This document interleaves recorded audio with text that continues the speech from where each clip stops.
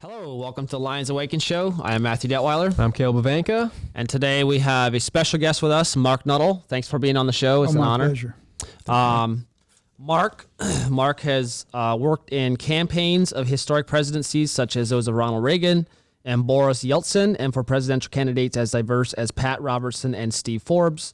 He has represented multinational corporations, and he has advised on government projects for the United States, China, Russia, Ukraine, Bulgaria, Sudan, Jordan, and other geo-regional efforts. He has been involved in movement politics for over 30 years at the national level and all 50 states. He's also the author of this book called The Moment of Truth, how our government's addiction to spending and power will destroy everything that makes America great. I am reading this book right now. It is really good. I love it. It's very practical. Actually, a lot of the posts that I have posted with quotes, a lot of those have actually come out of this book. In these pages, Marc delivers a bold challenge and action steps necessary to take a stand today for the future of our nation. And I think this was written in 2008, correct? 2008 and 9. 2008-9, but it's very relevant to today and what is going on. So I highly recommend this book to those that love our nation, that love truth. So I know we could talk about a lot of things, but today I guess there's three things that we kind of want you to address. So we could start with the Great Reset, what that is and why it's important to talk about today, I guess. Okay. The Great Reset is a term that the World Economic Forum is advocating on how they want to restructure governments around the world in 2021 and 22. The World Economic Forum was actually founded in 1971 under the purpose of coming up with a plan to unify Europe, as they said, the United States of Europe. That led to the Euro, the EU, all those things that you take for granted today. Okay.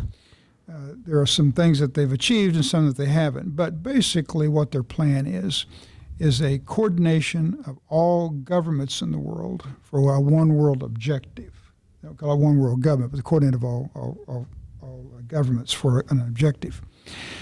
The COVID-19 pandemic has caused an acceleration of government restructuring that was coming anyway. Yeah. The world has been in debt too long. Governments worldwide have deficits spent to the point now that the entire world's GDP, gross domestic product, is in debt to gross revenue. In other words, the GDP of the world and the debt is about 115% of world GDP. As an economist, and all economists agree that you can't print and borrow forever. There's some point where you have to account for the money you're printing or the money you're borrowing. Mm-hmm. And most projections 20, 30 years ago, since World War II at least, would have never anticipated this much debt in the world. So this restructuring was coming. But what COVID-19 has done is caused disruption in the supply chain, businesses being closed, people not knowing how they're going to pay their rent, and the government having to step in for critical services that they didn't anticipate, 18 months ago. And it's added to the pressure of this world debt. And so this, I call it Davos. The World Economic Forum is headquartered in Davos, Switzerland.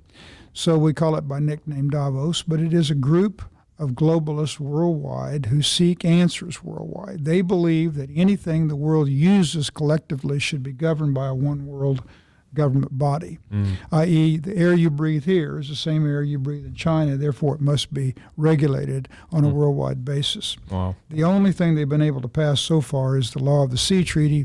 It was years ago in the UN, and everybody uses the sea. We all do address that and have signed on to those treaties for maritime law. But now the initiative is climate change, and that for standards and emissions and protocol of manufacturing to be set to a certain agreement that all governments will act the same, which requires enforcement of a one world governing body to hold everybody in check to address climate change.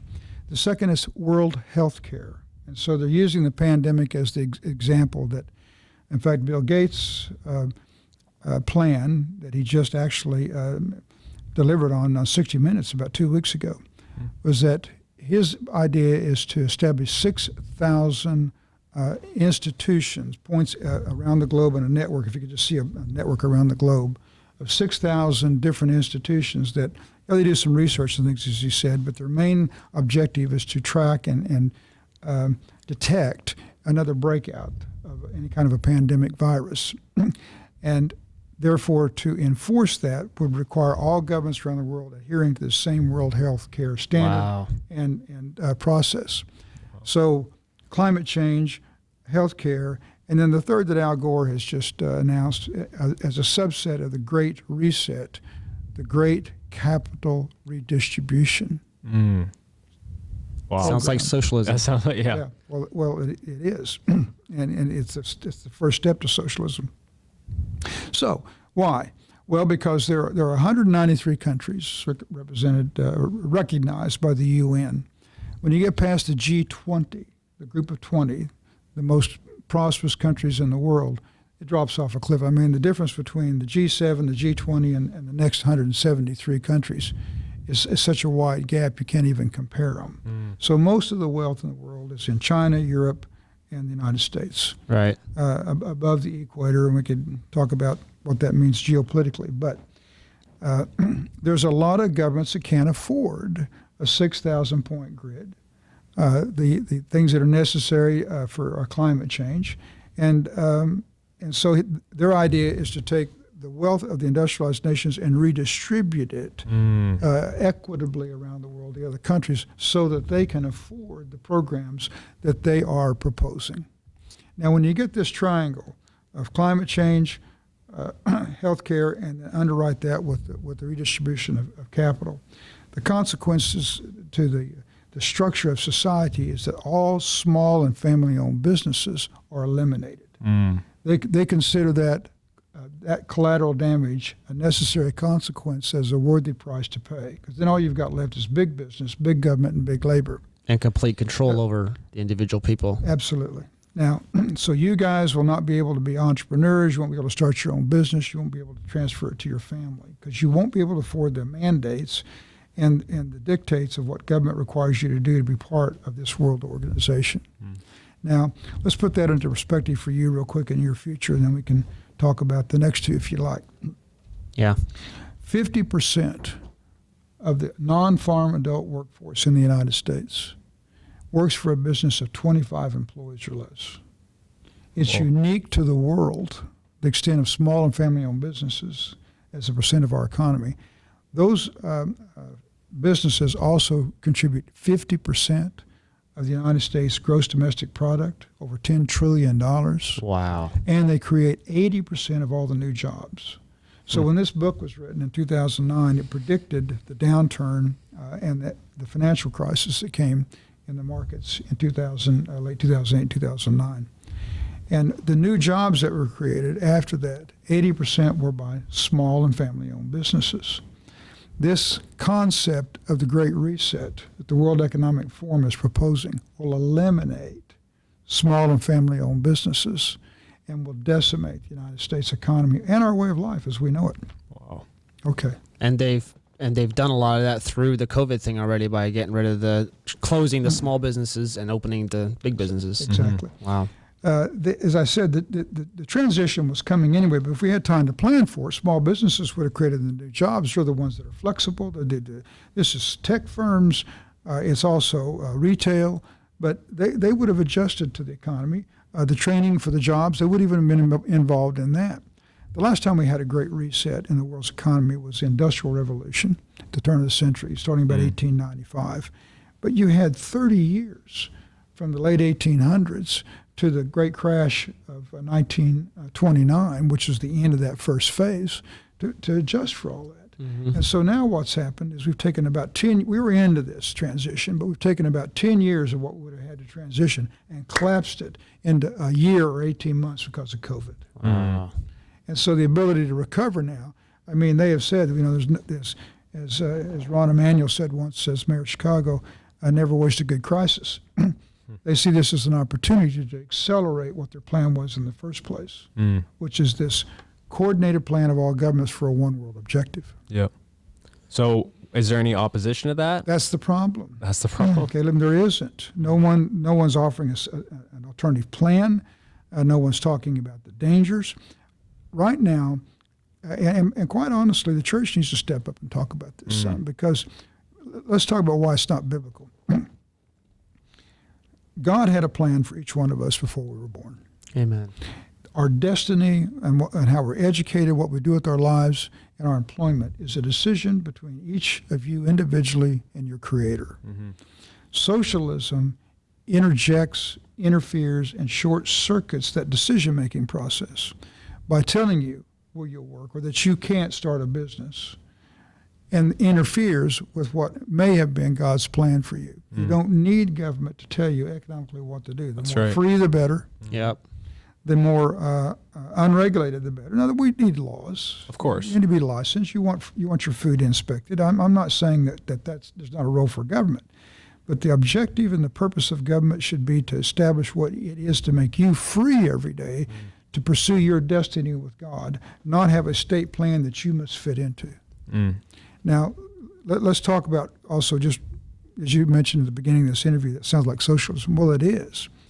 Anytime you have total government management for an economic system, even if you have some democracy and some say in the process, it's socialism.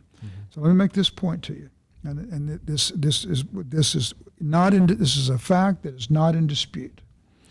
In 6,000 years of recorded history, socialism has been tried many times. And every time it's been attempted, one of two things happened every single time.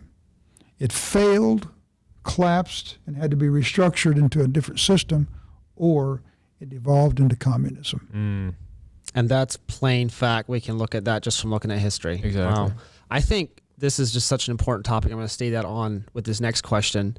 You said there's no opposition to the Great Reset. So no academic opposition. No academic opposition. So what is one thing we can do, I guess, as Christians to come against that? Or is there anything, I guess, we can do as far as an action plan? Well, there's a couple of things. First is to be aware of it and understand why it's not biblical and why that interferes with your biblical worldview. Second, we're trying to do something about it. We have an entity called the World Council of Economic Policy that was formed to be the counter proposal to the World Economic Forum. Now, they've got a 50-year head start. They're funded by nations. I think Prince Charles is going their 50th anniversary now, scheduled for May. They've moved it to Singapore from Davos, and I don't know exactly why, but anyway, they have. And this is where they've been talking about this building up momentum for the 50th anniversary for the Great Reset, the restructuring of world governments as they see it from their worldview.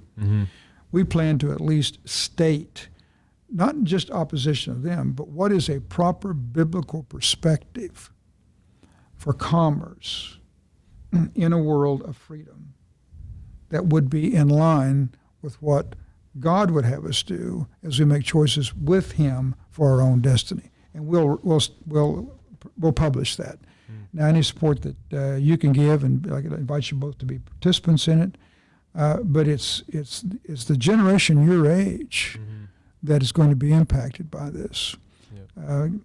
My generation is in the sunset, can't do a lot about it, and won't be impacted that much because a lot of people my age are on, it's now Social Security and retired. But it's your generation that's going to have to deal with it that will change your life from the life I had when I was your age.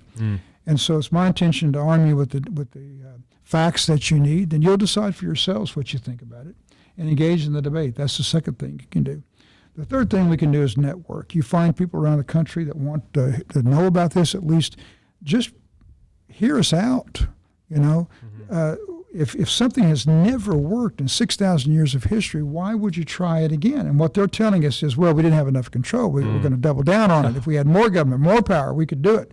We can't have much more power than the Soviet Union had. That's true, yeah. Total control and size and money and a military and 200 to 300 million people. I mean, it's a lie. Yep. Whether it's Cuba, North Korea, which doesn't work today. Venezuela. Or if you had enough enough size and resources and power. It doesn't work, and it should be challenged, and we should all challenge it together and network to do that. Find others that want to hear about it, build chapters that will work with state legislatures and our government here, which then gets us into the second question on the restructuring of the United States. Wow. I think the awareness is the biggest issue, especially for our generation, because they've done studies and most people our age are like okay with socialism, like the idea of it, because that's what they're taught in universities, because that's the biggest, microphone, I guess, that promotes socialism. Right. And so, I think they only hear one side of the story. Right, they don't hear the other side, which is where you said like debating. Well, they hear the benefits of free stuff, so they're like, oh, it must be good. Right. But they don't understand the control behind it that they're sacrificing. Well, it's the control and the loss of freedom. Yeah, exactly. But you get less free stuff. Yeah. I mean, they tell and you, nothing's free. They all get equal poor. In other words, they project is it's the United States as you see it today, and you'll have all this stuff that you got now. You want to pay for it. It's free. No. What happens is your standard of living declines. Yeah. There's less stuff, less entertainment, less things to do. I mean, pick another country in the history of the world, but in current times, that has more stuff than we do, and they're doing it through socialism. Yeah, it doesn't exist, and so what will happen if we go to socialism, besides your freedom, which is should be whatever is the ultimate goal, right? Your standard of living will decline. You won't have the same educational opportunities. You won't have the mobility that you have today. It just deteriorates to the point, and remember what the second point I said, it either collapses or it devolves into communism. That's right.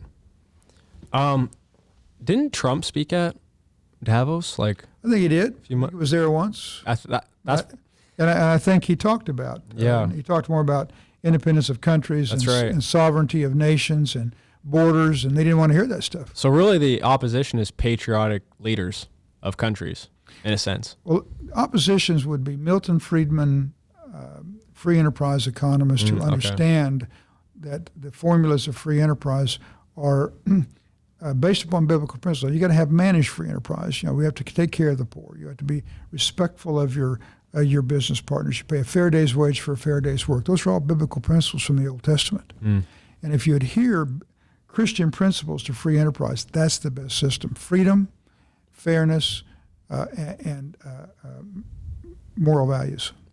That's right. Which is what our country was founded on with the founding fathers, which is why we need to be good stewards of it and fight for it. Yep. Which kind of leads right into the next point that you wanted to talk about today was the progressivism in the United States. Restructuring of the United States. Restructuring it. There are those in the country today who deny our history, deny our identity. I want to rewrite history and then redesign America into a socialistic or a collective state with no boundaries. Really, democracy is not their concern either. In other words, integrity of the ballot. Do you have to be a U.S. citizen to vote? There are those, believe it or not, who don't believe that's fair. And so they're going about this process of banking, finance, healthcare, that it's all a government program that must be managed by the government. There are people in the administration now who have made the statement that capital is like water. Everybody has an equal right to it, and it should have an equal distribution. Wow. And of course, water and air and your health are one thing, and you should have access to that. But capital, business, your own choice of who you want to work for somebody or start your own business should be your decision, not the government's. That's right. What socialism requires, guys, is standardization of your identity. It strips you of your identity. It strips you of your uniqueness. It strips you of your ability to be what God wants you to be because you're there to perform for the state. If you get too far outside the boundaries of the standardization, the state has a hard time handling it, and therefore it threatens the state's purpose. You're just one cell in a body.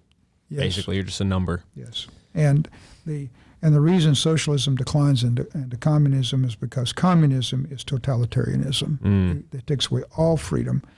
In socialism, you can actually have religion They don't respect it, but you can have it. It's not outlawed. In communism, it's outlawed.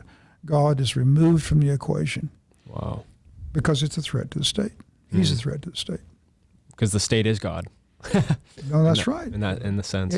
Whether they recognize it consciously or not, who you turn to for everything is who you worship. That's right. And if you're a communist and you believe in that, it's the state. Wow. Did you want to go to the next one? Yeah, sure. Let's do one more. All right. It's relativism in our day. How peop- truth is eliminating. Truth is being watered down and Watered stuff. down, distorted, redefined what it is to the individual. And that generally means there is no God. You have the power within yourself to create all your own happiness. There is this theory now that, well, I may not be able to solve all problems myself, but collectively, enough people together can. That we have, the deadly sin of pride is that basically I know what's best for myself even more than God. And they basically say that all humans are basically good instead of Yes. we need to be saved. Yes, and if we didn't distort them through oppression or whatever, that they would perform admirably for each other, and there'd be utopia. Nothing could be further from the truth. Yeah.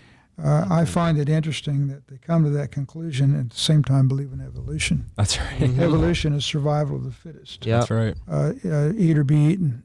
So where in all of that evolution did this goodness come from? That's right. Where is it hidden in our DNA that, okay, if we'll just take off the shackles of capitalism and free enterprise and freedom, basically, the freedom to be who you are rather than to be standardized, if we'll just take that away from everybody, this goodness will emerge. From what? Yeah, there's no moral gene. From whence? Right. Yeah. From even in theory, it's madness. Yeah. And because the second law of thermodynamics destroys that whole mindset, which is what Rick talked about, which is like the order of anything that comes from nothing, or doesn't everything. What is it? Everything goes into chaos, not order. It's the opposite way around, basically. Oh yeah, coming out of nothing. Yeah. Yeah. So If you toss metal parts in the air, an airplane's not going to form by itself. It has to be constructed. But yeah. right. Well, and this whole concept of, well, I don't know how I got here, but I got here. Yeah. So the three of us are sitting here having this discussion. For us to be in this position, something had to precede us, and something had to precede that. That's three-dimensional concepts of mind. There's a fourth dimension. There's got to be a fourth dimension because there's God and heavenly bodies, but we can't relate to it without direction from the Bible. But the point is this: if something always had to exist, how is that possible? I don't know how they can come to any other conclusion other than there's something that, what is the great uncaused cost? Well, some think it was gravity, but they can't tell you where gravity came from. Yeah. Right. Exactly. Like they can tell you the effect, but not the cause and effect. Yeah. So you talk about truth, how truth is relative. I guess what is the biggest thing we can do to combat that, which is basically speak truth, right? And Well, speak truth, but first understand it yourself. But be bold enough and disciplined enough to obey, to defend it. it's good. Do you think courage is the biggest trait the church needs in this new decade?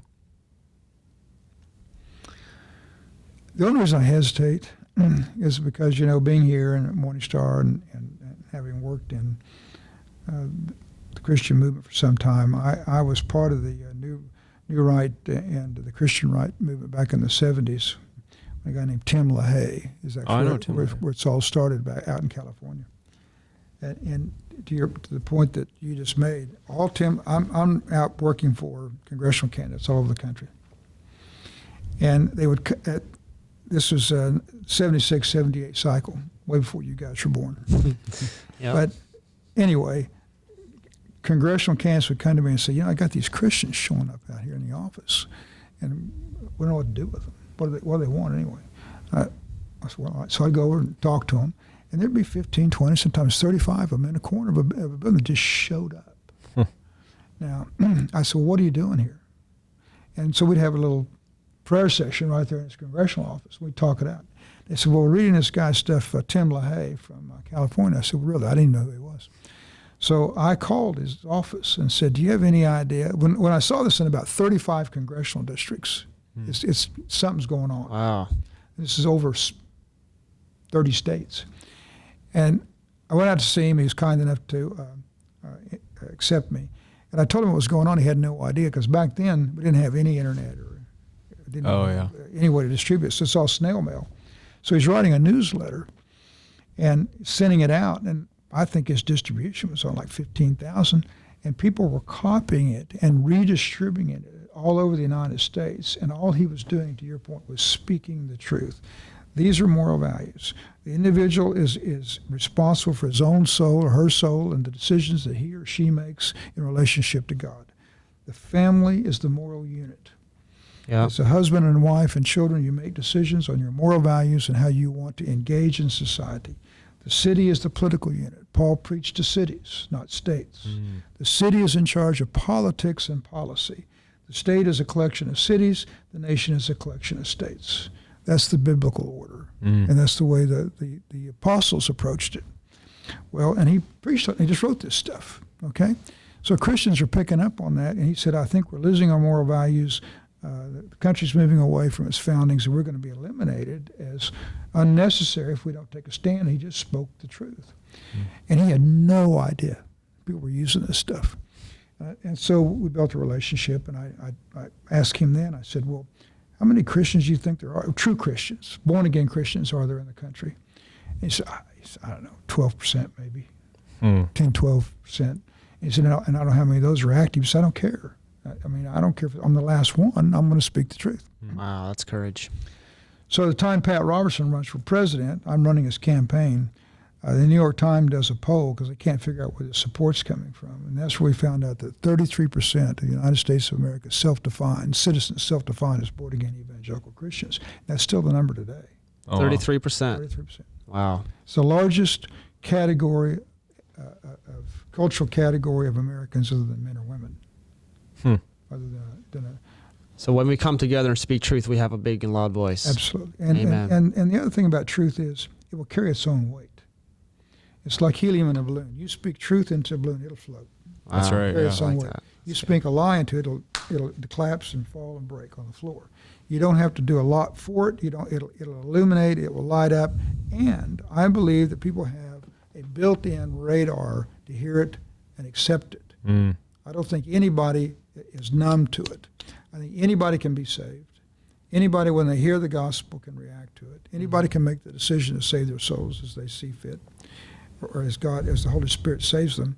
And I believe that anybody who doesn't accept it does it consciously. Wow. Free choice. Yeah. Well, that'll probably wrap it up.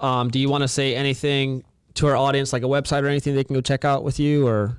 Well, I do a Nuttle report every week. Today's Tuesday, so I'm here at morning, so it'll probably be tomorrow. And it's a report based upon a biblical view of current events. It's not a political report. I'm an economist and lawyer by trade. I sometimes speak about what's coming economically, what's going on in the world, what's going on in our country, from a nonpartisan viewpoint, but from a biblical viewpoint.